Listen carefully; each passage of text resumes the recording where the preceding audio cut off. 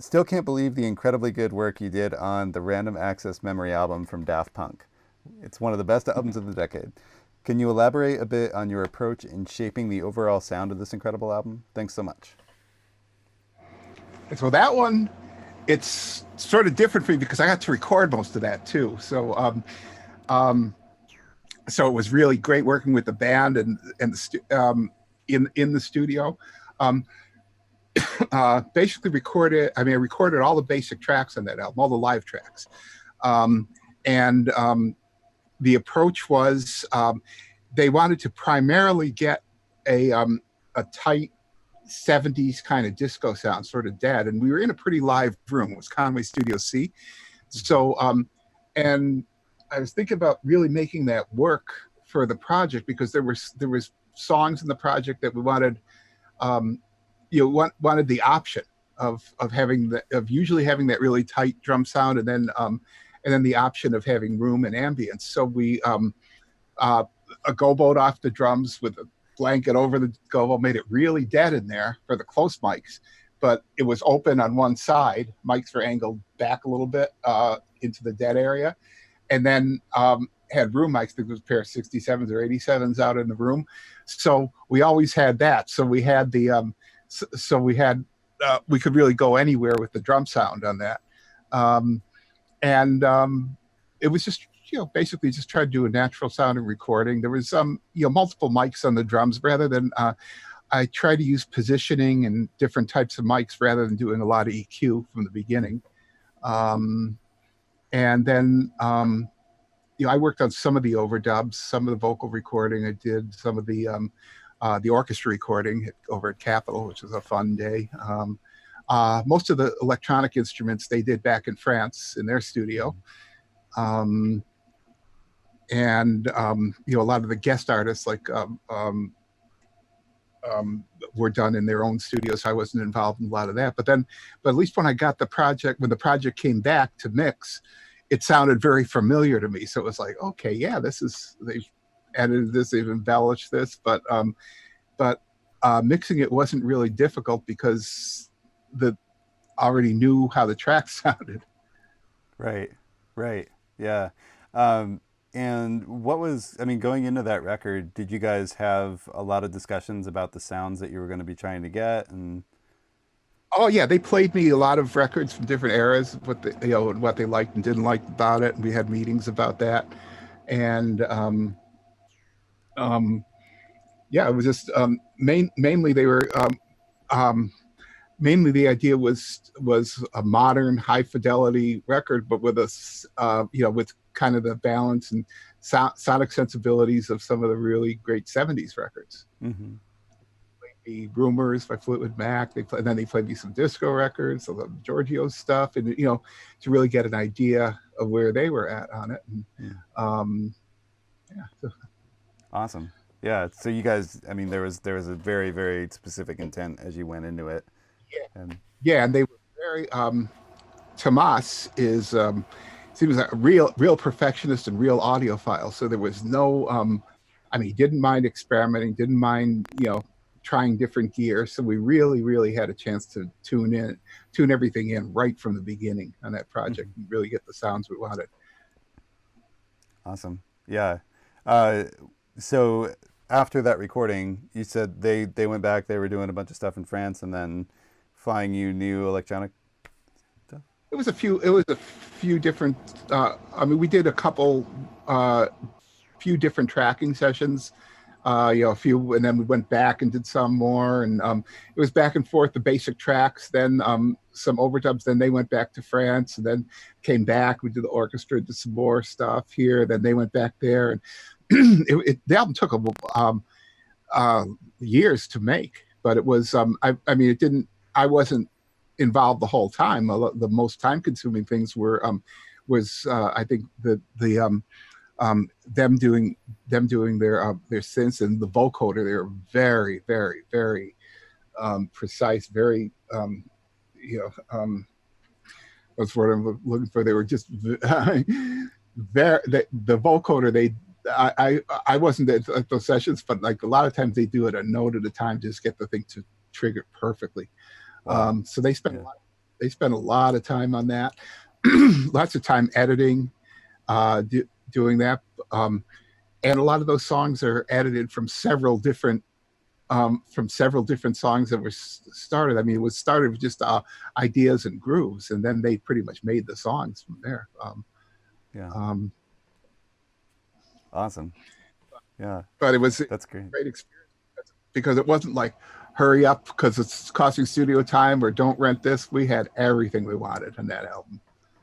So it Nice. was, got to play with all sorts of gear, all sorts of, playing with the room. It was a really nice experience. It just doesn't. It was making a record the old way. Mm, right. Yeah. And the thing is they financed the whole project themselves, and they weren't signed till after it was done. So there was nobody looking over about budget or putting other ideas, and it was all them. Wow. Yeah. Exactly what. That's great. Yeah. So, how would that work then? Would you submit a list of gear that you wanted to have at the studio, or did you guys do rentals? Yeah, in the beginning we did. Then they had Vintage King just deliver all sorts of stuff. Some we didn't even use, but there was just all sorts of stuff to play with. And some we did, some we didn't. Some we used in some spots, some in others. Yeah. Um, Anything that like sticks out from like in your memory from those sessions of like, oh, this was a cool piece of kit that I used. um, well, let me think. What we're doing, I think um, it was pretty standard as far as the basic tracking was. Um, used API preamps and EQs for the kick and snare, Mm-hmm. uh, which I've always liked. Um, Overheads. I think we used Shep's mics, really, really nice, clean mics with through Neve 1073s on top. This is a while ago. We did it at Conway. They have a Neve 88R in there, and the first 24 channels have remoted mic pre's in the studio, so you don't have the problem of the mics going through a lot of cable capacitance. They're going right to Mm. the preamps and line levels coming back. Preamps are remote controlled, so most of the tracking were done through that. Um, and so I mean, other than selecting mics and preamps and tracking, it was pretty straight ahead.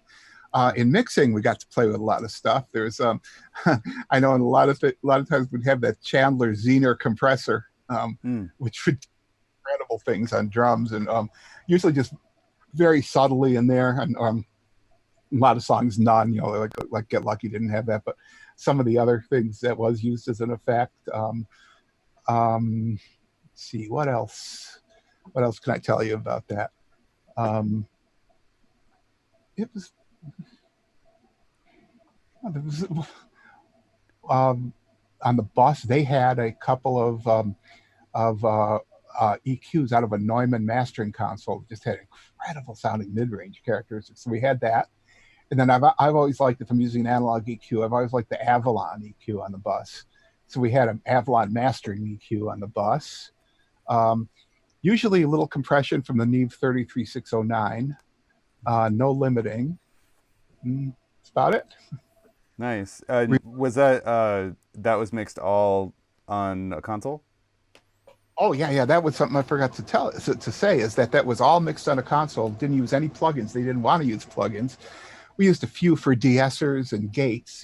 Anything that needed that would work better with something with look ahead rather than an Mm-hmm. analog device. So any gates and any de-essers were in Pro Tools. But other than that, it was and some channels were pre-mixed because some of the sessions were big, and we had 68 channels, I think, on the console. Right. So yeah, but it was pretty much mixed on the console.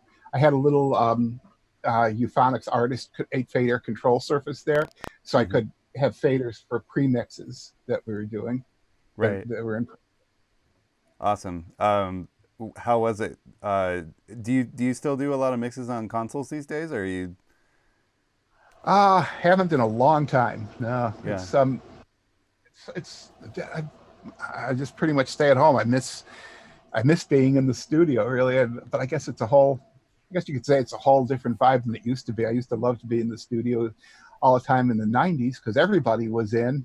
and you'd meet people and exchange ideas and talk to, in in the studios now so many people are working at home that there just isn't the social interaction anymore doing that, and even in the Right. studios it doesn't seem to be as much anymore.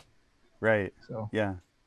Yeah, like the story that Greg just told you. I mean, he was on that session, but that kind of stuff, like at Sunset, where you're going from one studio to the other, everybody's sharing the same coffee machine. It's like you end up in the same spot, and yeah, that was great being in a multi-room studio. I hmm love that. I mean, you learn so much by watching other people's techniques and exchanging ideas, and yeah, yeah, that's awesome. it was a it was a great time. But see, going from that to this this quarantine would be an awful shock. But now going from working at home to a quarantine doesn't really change stuff too much. Yeah, yeah. All you really have to do now is just inject yourself with Clorox. Other than that, it's the same. Right. um, uh, how long were the mix sessions for that record? Did it take a while to mix it? All summer, all summer, and the reason for that is they didn't want to do any recalls. Mm. Um, um, so we'd set up a mix, do a mix. Some mixes didn't take that long at all, but a lot of them they would decide to they'd listen and then they would decide to work on some edits or some parts. They had a Pro Tool system in the ISO booth in the studio, and I was feeding them the monitors from the control room in there. So they'd be working on stuff to feed me while I was mixing. A lot of times I'd mix a song and they said, "Oh, we want to work on this for a day or two. Take a couple of days off and come back to it." But we never took a mix down. Everything got done and then it was done. It wasn't a recall. Right. Not one Wow. whole record. But lots of printing and lots of printing of the same mix for different reasons, and reasons being that it was all printed to analog tape, and um, they were very, very meticulous. And that was the word I was looking for about the vocoders too. Mm. Uh, but the Clarks is taking effect. Um, um, they were very meticulous and wanted to hear it every way. So since the mixes were automated, we would do it at the level that I thought was right, hitting the tape. And then we'd go master fader down a couple dB, hit the tape softer for less saturation, then up a couple dB. So every mix was printed 3 times at different Mm. levels to part.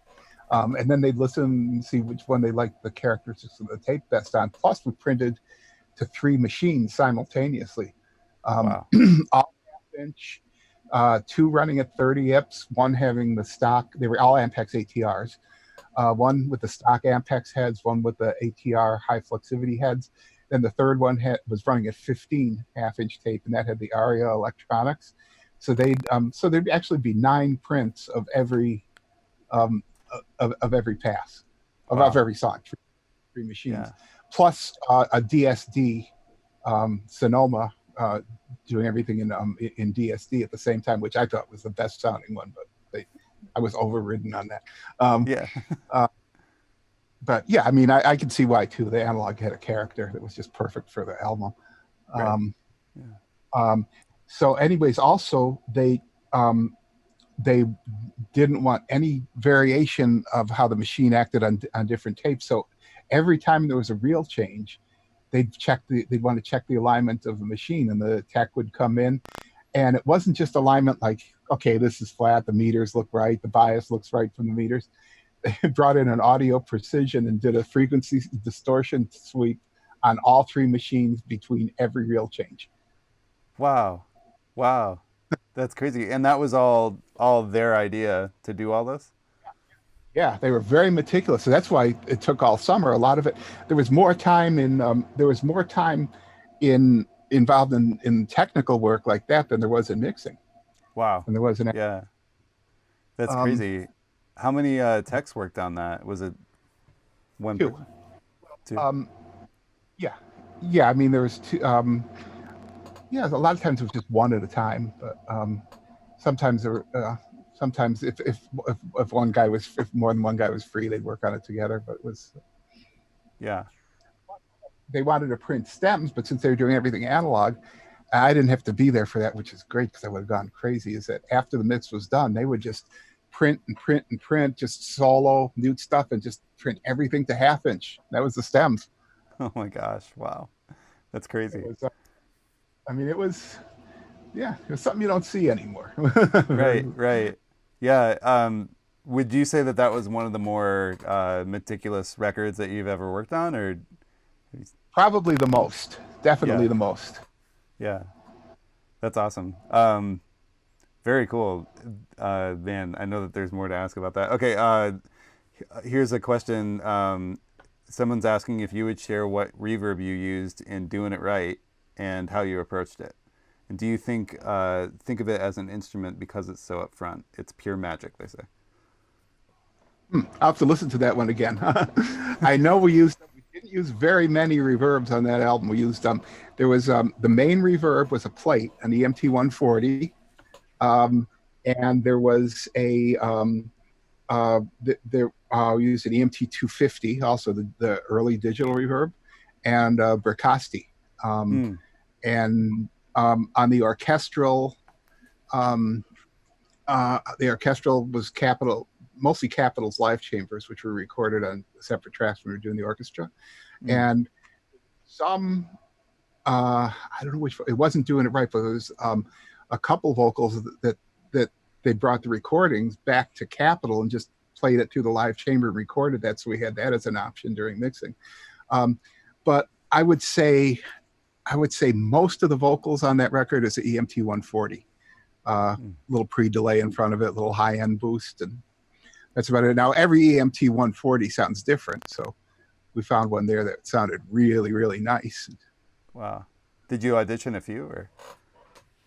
Oh yeah, I think they have two or three there. We checked them all out, got the best Mhm. one we liked the best. That's awesome. Did you find it to be a lot of fun to have so many options, or did you feel like you were held back at any point by that? No, I think it was a lot of fun. Usually something like that would be a problem because usually there'd be time limitations or budget limitations or um, on this album nobody ever said hurry up. Everybody involved was into experimenting, into doing it as good as we could. That's awesome. Wow. How long were the days? Mm, somewhere like just a few hours, 5 6 hours. Some were like, like 10 12 hours. Some were, some were Hmm. nothing. I didn't have to be in a lot of times, so they were working on stuff. Hmm. That's It great. was, yeah, it was actually a pretty leisurely summer. It was a lot of fun.